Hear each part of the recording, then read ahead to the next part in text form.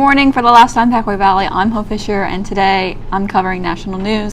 Last week in Santa Fe, Texas, there was a high school shooting that took the lives of 10 people. In the wake of last week's shooting in Santa Fe, Texas, Republican Governor Greg Abbott, who is known for being pro-gun, signaled his support for 2 gun control measures. He's backing stronger regulations for gun storage and quicker reporting to the authorities when someone is mentally ill so they are prevented from having weapons.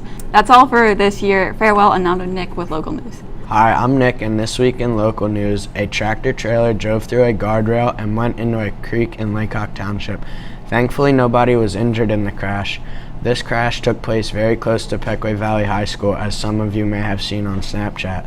Also, there was a fire at the Lancaster City Hall that damaged some of the building, along with a vehicle parked nearby. The police have ruled it to be a case of arson, and thankfully nobody was injured. Now to Tim with more news.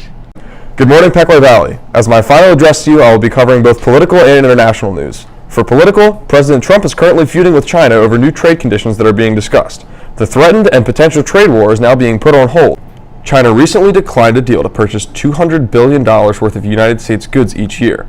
That being said, China told Trump that they will significantly increase the purchases of U.S. goods over the next couple of years.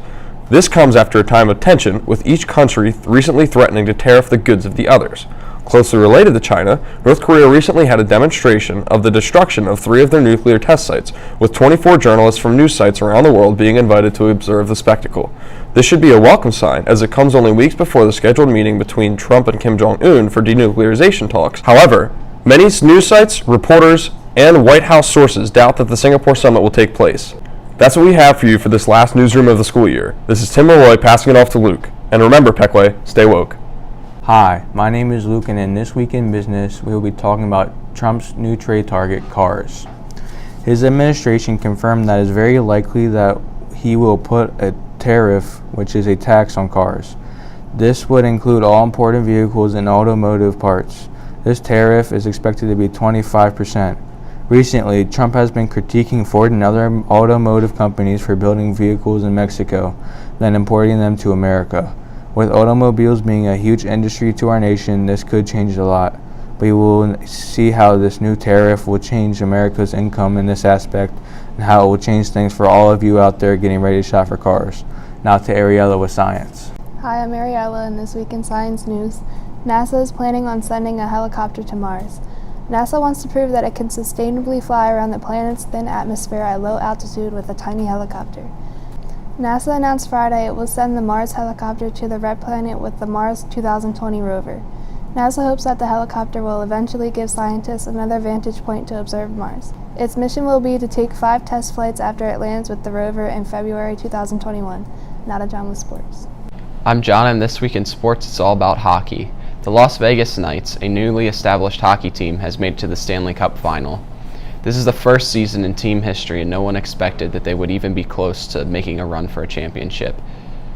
It was predicted at the start of the season that they had 500-to-1 odds of winning a championship.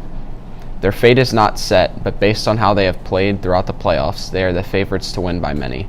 They will be playing the Washington Capitals for the Stanley Cup. That is all for this week's sports news. Now to Amira for entertainment. Hi, I'm Amira, and I will be discussing this week's entertainment news. Barack and Michelle Obama have signed a multi-year deal with Netflix. Netflix announced that they will be producing and hosting shows on current social and political issues.